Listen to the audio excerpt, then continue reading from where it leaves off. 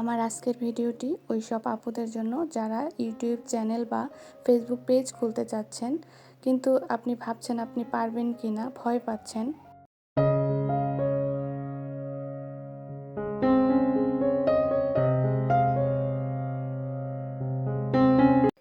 আসসালামু আলাইকুম, আমি মারিয়াম চলে আসছি আরও একটি নতুন ভিডিও নিয়ে।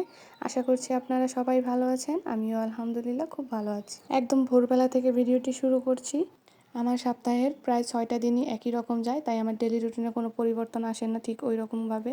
ভিডিও যেই রকমই হোক না কেন, আজকের কথাগুলো মন দিয়ে শুনবেন। আশা করছি আপনারও ভালো লাগবে বা আপনারও কিছু উপকারে আসতে পারে। আজকে আমি কিছু কথা বলবো আমার সেই আপুদের উদ্দেশ্যে যারা কিনা ইউটিউব চ্যানেল বা ফেসবুক পেজ খুলতে চাচ্ছেন কিন্তু ভয় পাচ্ছেন, লজ্জা পাচ্ছেন যে আপনি এইটা মেনটেন করতে পারবেন কিনা, লোকজন কি বলবে, ফ্যামিলি মেম্বাররা কি বলবে ইত্যাদি নানা রকম চিন্তা ভাবনা করে থাকেন। বিশ্বাস করেন আপু, আপনি একা নন। আমিও প্রথমত এই সব চিন্তাই করেছি, ক্যামেরার সামনে কথা বলবো কিভাবে, আমার ঘরে তো সাজানো গোছানো ওরকম কিছুই নেই, হাতে শুধুমাত্র পুরনো একটা ফোন, ছোট একটা ঘর, কে দেখবে আমার ভিডিও। কিন্তু আপু, আপনি কি জানেন মানুষ আজকাল সাজানো গোছানো কথা নয়, শুনতে চায় আসল কথা। আপনার ঘরটা ছোট হোক, দরজাটা পুরনো হোক, তাতে কিন্তু কিছু আসে যায় না। আপনি যদি নিজের মতো করে কথা বলেন, সৎভাবে কিছু শেয়ার করেন, তাহলে দেখবেন মানুষ আপনাকে এমনিতেই ভালোবাসবে। আপনি ভালো রান্না করতে জানেন, সেটা দেখান। আপনি কাপড়ের উপর সুন্দর করে কাজ করতে পারেন, সেটা অন্যকে শেখান।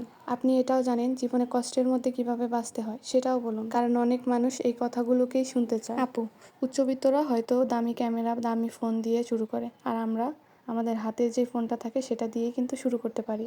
কারণ স্বপ্ন দেখতে কিন্তু কোনো দাম লাগে না। আপনি যদি শুরুই না করেন, তাহলে কিন্তু আপনি জানতেই পারবেন না যে আপনি কত দূর যেতে পারতেন। তাই বলছি কি, ভয়ও পাবেন না, লজ্জাও পাবেন না। কেউ কিছু বলছে বলুক, কারণ আপনি তো জানেন আপনি আপনার স্বপ্নের জন্য কাজ করছেন। আজকে যদি আপনি নিজেকে বদলাতে শুরু করেন, কালকে আপনার গল্প হয়তো অন্য কোনো আপুর চোখে জল এনে দেবে। তাই বলি কি আপু, ভয় পেয়ে হার মানবেন না, নিজেকেও কখনো ছোট ভাববেন না। একটা মোবাইল আপনার মঞ্চ, আর আপনার গল্পই হচ্ছে আপনার শক্তি। শুরু করে দিন এখনই, আর আমার বিশ্বাস আপনি পারবেন ইনশাল্লাহ। আমার এই ছোট ছোট কথার মধ্যে যদি কোনো ভুল ত্রুটি থাকে, তাহলে আপনাদের কাছে আমি ক্ষমা চেয়ে নিচ্ছি।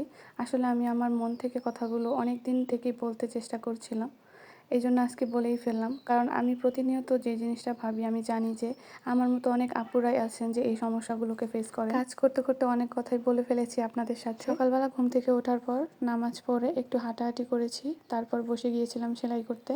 সেলাই শেষ করে আম্মুকে নিয়ে একটু হসপিটালে গিয়েছিলাম। যাওয়ার সময় ঠিকই ছিল, আসার সময় দেখি নদীতে কচুরিপানা দিয়ে একদম ভরে গিয়েছে। প্রত্যেক বছর এই ঝড় বৃষ্টির সময় হলে এই কচুরিপানাগুলো প্রচণ্ড মানুষকে সমস্যায় ফেলে। বাসায় এসে রান্না বসিয়ে দিয়েছি দুপুরের। এরই মাঝে মিষ্টি আলু সিদ্ধ ছিল, এগুলোকে খেতে ইচ্ছে করছিল না, তাই ভাবলাম কিছু একটা বানিয়ে খাই। বেশ কয়েকদিন হলো একটানা বৃষ্টি হচ্ছে, সকালে ভালো থাকে তো দুপুরে বৃষ্টি, দুপুরের পর থেকে বৃষ্টি ছাড়তেই যায় না। আর এই সময়টা কিন্তু প্রচুর পরিমাণে অলসতায় কাটে। বৃষ্টি দেখলে কেমন মনে হয় সব কাজ ফেলে ঘুমিয়ে থাকি, কিন্তু ঘুমালে তো চলবে না, যে কাজ সে তো করতেই হবে। রান্নাবান্না না করলে খাবো কি? আজকে রান্না করেছিলাম ফুলকপি, টমেটো, আলু দিয়ে মাছ। শীতের সিজনে কিন্তু ফুলকপি খেতে খেতে আর খেতে ভালো লাগে না, কিন্তু সিজন ছাড়া ফুলকপি খেতে আমার কাছে কিন্তু ভালোই লাগে। আচ্ছা, রান্না করতে করতে আরও কিছু কথা শেয়ার করি আপনাদের সাথে। আমি যখন প্রথম ভিডিও শুরু করি, তখন আমি ভেবেছিলাম যে কিভাবে ভিডিও করব, কারণ আমি তো ক্যামেরার সামনে আসতে পারবো না। অ্যাজ এ মুসলিম হিসাবে ফেস শো করে ভিডিও করাটাকে আমি একদমই ভালো চোখে দেখি না। তারপর হঠাৎ করে আমি ইউটিউবে একদিন একজনের ভিডিও দেখছিলাম।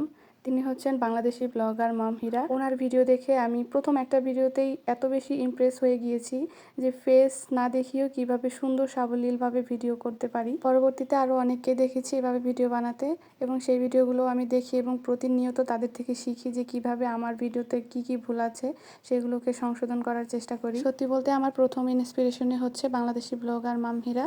তাদের থেকে এটা শেখা যায় যে কিভাবে সুন্দর সাবলীলভাবে কন্টেন্ট মেক করা যায়। ভিডিওর এই পর্যায়ে বলতে চাই, আমার ভিডিওটি যদি ভালো লেগে থাকে তাহলে প্লিজ একটি লাইক করে দিবেন।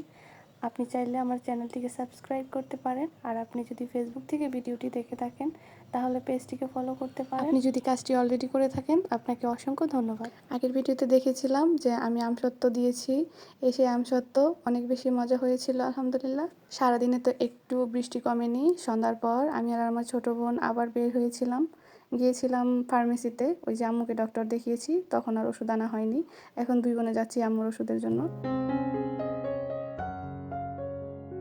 আপনাদের সকলের সুস্থতা কামনা করে আজকের মতো এখানেই বিদায় নিচ্ছি। সবাই ভালো থাকবেন। আসসালামু আলাইকুম।